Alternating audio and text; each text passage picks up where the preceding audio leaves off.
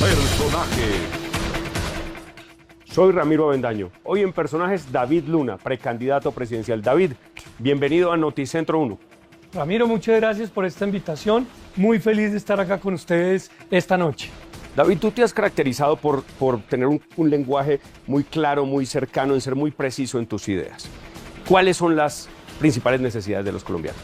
Ramiro, yo llevo 27 años de mis 50 dedicado al servicio público, sin una sola sanción, sin una sola investigación, sin un solo escándalo de corrupción, con ejecutorias, entendiendo lo que la gente siente y sufre, porque la política es el arte de servir, no la actividad para servirse. Y yo creo que hay dos problemas muy complejos en el país. El primero, la billetera. Hace falta plata en la economía familiar. ¿Por qué? Porque hay una crisis de luz y de gas que aumentaron los precios. Porque hay una crisis de salud que nos está obligando no a que el sistema nos dé los medicamentos, sino a que nos gastemos plata de nuestra billetera. Y tres, porque hay una crisis de seguridad donde la gente está siendo chantajeada, boleteada, extorsionada. Entonces, ese problema, el de la billetera, es fundamental resolverlo. Y el segundo, tal vez el más importante de todos, el liderazgo. Colombia necesita unir, Colombia no puede seguir pensando en destruir, Colombia necesita construir, no en polarizar. Y para eso necesitamos líderes que quieran sumar, que quieran entender que todos podemos aportar un grano de arena. La política no puede seguir siendo ese punto de destrucción, sino tiene que ser ese punto de cohesión. Bien, David, sobre el primer punto, economía, me lleva a la famosa campaña de Bill Clinton donde se filtra es la economía, estúpido, alrededor de todo. Nosotros en el canal defendemos las libertades y con mucha fuerza las libertades económicas. Creemos o estamos convencidos que detrás de eso, y lo acabas de mencionar, y es que para la libertad económica pasa también por la seguridad. Hablemos un poquito de seguridad, de cómo la seguridad le quita la posibilidad a la gente de progresar y qué propondrías hacer en materia de seguridad. Déjame arrancar primero con un principio económico que es mi mantra, que de alguna manera creó la tercera vía. El mercado hasta donde sea posible, el Estado hasta donde sea necesario. El ciudadano, como lo dices tú, debe tener la posibilidad de ser libre para elegir dónde quiere ahorrar su pensión o para elegir quién lo debe asegurar en riesgos laborales o en qué se quiere movilizar o dónde debe comprar.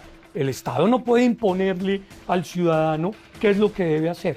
Pero en segundo lugar, la seguridad atraviesa un momento crítico, primero porque se le amarraron las manos y los pies a la fuerza pública, a la policía.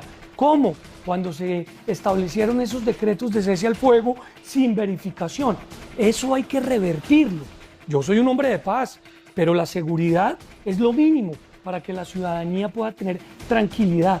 La seguridad no es propiedad de la derecha ni de la izquierda, es un derecho que tenemos todos los colombianos y hay que recuperarlo, obviamente entendiendo que quien delinque debe tener una sanción. Claro, resocializando a esa persona, pero finalmente una sanción. David, ¿hace falta una reforma a la justicia o hace falta una reforma a la forma como aplicamos la justicia? Yo vengo del mundo de la tecnología y tú lo sabes. La justicia lo que necesita es tecnología. En estos momentos tenemos más de 1 millón de expedientes en el atraso total. Con inteligencia artificial, sobre todo los de pequeñas causas, podrían evacuarse de manera inmediata en un 30 o en un 40%, permitiéndole a los jueces de la República o a los fiscales que la inteligencia artificial, que no es un tema de futuro, es un tema de presente, analice, cruce la información y le dé 3 posibles soluciones de fallo.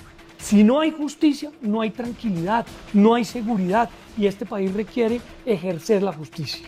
David, cosas por ejemplo como el porte ilegal de armas, que digamos que ya está tipificado en el Código Penal, pero pareciera que no se aplica como debe ser. Ese tipo de cosas, ¿cómo deben manejarse? Pero es que hay todo tipo de delitos que parecen que fueran conductas permitidas. El porte ilegal de armas, por ejemplo, que claramente está señalado como un delito. La gran mayoría de los delitos en Colombia se cometen evidentemente con armas ilegales. ¿Por qué no actuamos respecto a ellos? Simplemente porque se captura al delincuente y se deja en libertad. ¿Sabes, entre otras, por qué? Porque no hay una base de datos totalmente sintonizada con qué es lo que pasa con el delincuente. Entonces el delincuente se roba un celular, lo capturan, a los 3 o 4 días recupera la libertad. ¿Y sabes por qué? Porque no hay un seguimiento de cuáles han sido sus reincidencias. La reincidencia hay que sancionarla con efectividad en Colombia. Bien, yo creo que el tema de tecnología definitivamente es una solución práctica a atender el problema. Devolvámonos a una cosa que me pareció muy importante sobre el tema de las libertades y de la tercera vía. Hay, digamos, unos modelos donde el Estado prevalece que a mi modo de ver infantilizan a la gente.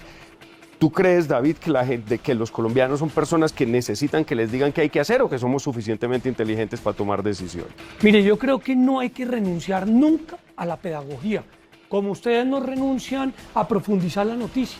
Los colombianos somos tal vez muchas cosas, pero lo único que no somos es brutos. Lo que necesitamos es la información para analizarla y para tomar nuestra propia decisión.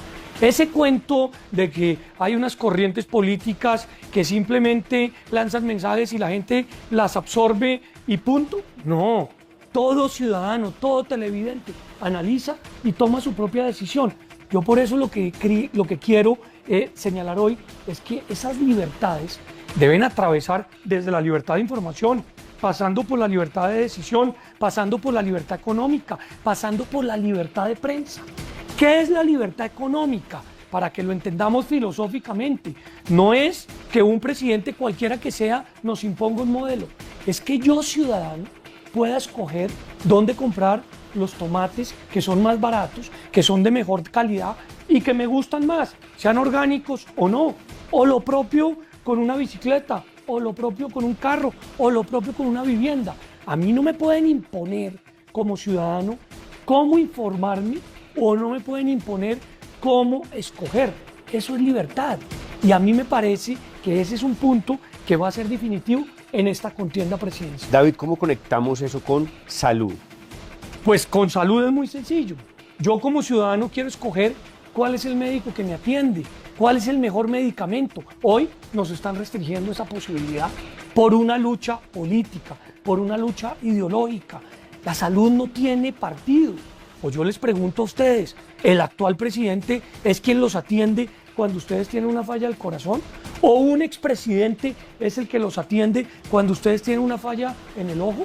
No, es el sistema el que de alguna u otra manera tiene mucho que mejorar, pero tiene que entender que su forma, su objeto, su necesidad es el ciudadano, es el paciente.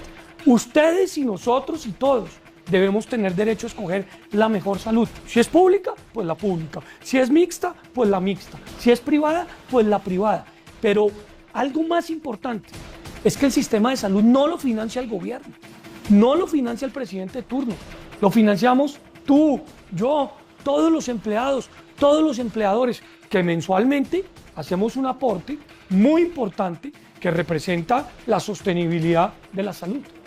David, hay un reconocimiento general de que la salud en Colombia funciona bastante bien, es más buena que mala. Pero por otro lado, además, hay un reconocimiento de que hay muchas cosas que mejorar y que ha habido corrupción. Esa idea de que esa corrupción que ha habido en la práctica entre lo público y lo privado, porque hay que reconocer que la corrupción no es solo de lo público y no solo de lo privado, es una combinación.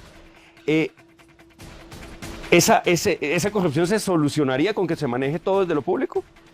Evidentemente en el Estado y en lo privado ha habido corrupción. Y para enfrentar la corrupción hay que entender que su peor enemigo es la tecnología.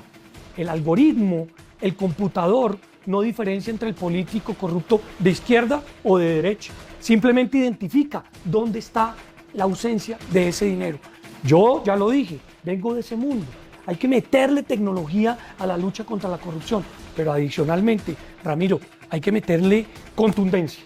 Extinción del dominio para lo que se roba el corrupto, pero también para todo su patrimonio, la casa, el carro, la beca, que son fundamentales porque los dineros públicos son intocables, los dineros públicos son sagrados. Todo esto para decirte que en el sistema de salud, claro, que había corrupción y se tenía que evitar, pero no destruyendo un principio básico, que es el de solidaridad. Acá, el que menos tiene la misma salud del que más tiene, porque todos aportamos. De eso es que se trata la solidaridad. Eso es lo que lamentablemente se está desboronando. David, lo que nuestras audiencias nos dicen es, sí, el sistema tiene oportunidades de mejora, hay que mejorarlo, pero no confiamos en que el Estado lo administre. Es que es cierto, el Estado administró hace 30 años el Instituto de Seguros Sociales y le pueden preguntar a sus abuelos o a sus padres si son de esa generación, ¿cómo sufrieron esa estatización? Precisamente el modelo mixto nace por esa crisis, porque tú tienes la posibilidad de escoger quién te atienda, si lo hace un público, si lo hace un privado. Acá lo importante es ver de qué manera nos preocupamos es por el paciente, no por la EPS, no por la IPS, por el paciente. Y después, por supuesto, por el médico, por la enfermera, por el auxiliar de salud, que son los que incluso con un riesgo altísimo están trabajando gratuitamente porque hoy no les están pagando. Y eso tiene mucho que ver con la crisis de medicamentos. No es que nadie esté guardando los medicamentos, es que no los están comprando. ¿Quién no lo está comprando? El sistema. El sistema que nosotros mismos como ciudadanos sostenemos. Así que el tema de salud es prioritario porque vuelvo a la billetera. Hoy en día, más plata de tu billetera te estás gastando mensualmente en salud porque el sistema no está funcionando. Entonces, ¿quién termina siendo el golpeado? ¿El de un partido, el de otro partido, el de una corriente, el de otra corriente? No, el ciudadano. Y eso es lo que yo no voy a tolerar. David, conecto eso con el otro punto del que nos hablaste. Nos hablaste de billetera y liderazgo, ¿sí? Y en liderazgo aquí nos estás dejando bastante claro que es tu liderazgo sería un liderazgo basado en tomar decisiones con información, en uso profundo de tecnología, y digamos de la racionalidad. Supongo yo, de conocerte, digo con compasión, háblanos de lo que hace falta en Colombia para inspirar a la gente. Un líder tiene no solamente que inspirar, sino con ejemplo debe demostrar que es posible transformar una sociedad. El tiempo no es nada distinto que el respeto hacia el otro. Si yo te invito a ti a esta entrevista como me invitaste tú, pues yo llego 5 minutos antes o 10 minutos antes porque es tu tiempo y es el mío. Pero 2, si yo todo el día estoy controvirtiendo y atacando, no estoy sumando. Entonces yo he dicho, yo tengo como premisa proponer. Criticar por criticar es simplemente una estrategia politiquera. 2, yo no renuncio a la pedagogía. Yo creo que a los colombianos hay que explicarles el detalle. 3, la política no es un teatro. Uno no hace esto para los likes o para las tendencias. Lo hace para resolver los problemas y mejorar la calidad de vida. Y 4, escuchar no es ceder. Y escuchar te hace un gran líder. En ese sentido, ¿qué necesita Colombia? Entender que hay puntos que nos unen. Entender que no hay que dedicarnos a criticar al actual, sino a ver de qué manera logramos que le vaya bien. Pero entender que importante es transmitir tu posición. Y acá hay un punto fundamental. Yo solo me comprometo con lo que soy capaz de cumplir. Yo perdí las elecciones hace unos años a la alcaldía de Bogotá. ¿Sabes por qué las perdí? Porque alguna persona me dijo, si usted promete eso, esas encuestas se van a disparar. Yo preferí no hacerlo, porque sabía que eso no se podía cumplir. De eso es que se trata esta nueva generación. Sin pretender ligarte, digamos, político o ideológicamente con Milei, parte de su éxito ha sido justamente eso, digamos, tener una expectativa clara y decirle a la gente, esto es lo que le voy a poder dar, no espere una cosa diferente. Yo no quiero ser ni Milei ni Bukele, yo soy David Luna. Y por eso estoy presentando acá mi hoja de vida, para que ustedes la conozcan, la analicen y indaguen. Yo lo que quiero es demostrar que esta generación tiene la capacidad de solo comprometerse con lo que se es capaz de cumplir y de demostrar con hechos que es posible devolverle a la política la dignidad. Yo no voy a posar ni de alternativo ni de outsider. Yo me siento orgulloso de 27 años de carrera, con ejecutorias y lo más importante, sin un solo escándalo. De política decente. De política decente y decente. David, liderazgo. Sigamos en el tema del liderazgo, que es muy importante. Yo creo que me hables un poco de coherencia. Los que somos padres entendemos, y creo que la mayoría de nuestros televidentes además lo son, la importancia de liderar con el ejemplo. Háblame un poquito de los valores, la moralidad y la ética que debe tener el próximo presidente de Colombia. Pues yo, más que cualquier cosa, de ser servidor público, de ser estudioso, de leer, de lo que me siento más feliz en mi vida y más orgulloso es de ser padre de familia. Yo tengo a Julieta de 8, a Alejandro de 5 y a mi esposa Lauri, con quien he construido un hogar. Un hogar donde hemos tratado de enseñarle a nuestros hijos valores, además del valor de la verdad, además del valor de la solidaridad, además del valor, obviamente, de construir conjuntamente el valor de amar profundamente a Colombia. Y en ese sentido, yo creo que el liderazgo evidentemente nace en tener principios sobre, uno, la familia, sobre dos, en mi caso, la existencia de Dios y obviamente la gratitud hacia Él permanentemente, pero tres, en no alardear permanentemente de lo que es uno, sino transmitir lo que uno cree con la experiencia puede transformar. Y yo donde he estado, y excúsame Ramiro mencionar este ejemplo, pues siempre he sido considerado como sobresaliente. Pero más allá de eso, yo arranqué mi carrera desde el principio. Es que yo fui miembro de la corporación de vecinos o de la Junta de Acción Comunal de mi barrio.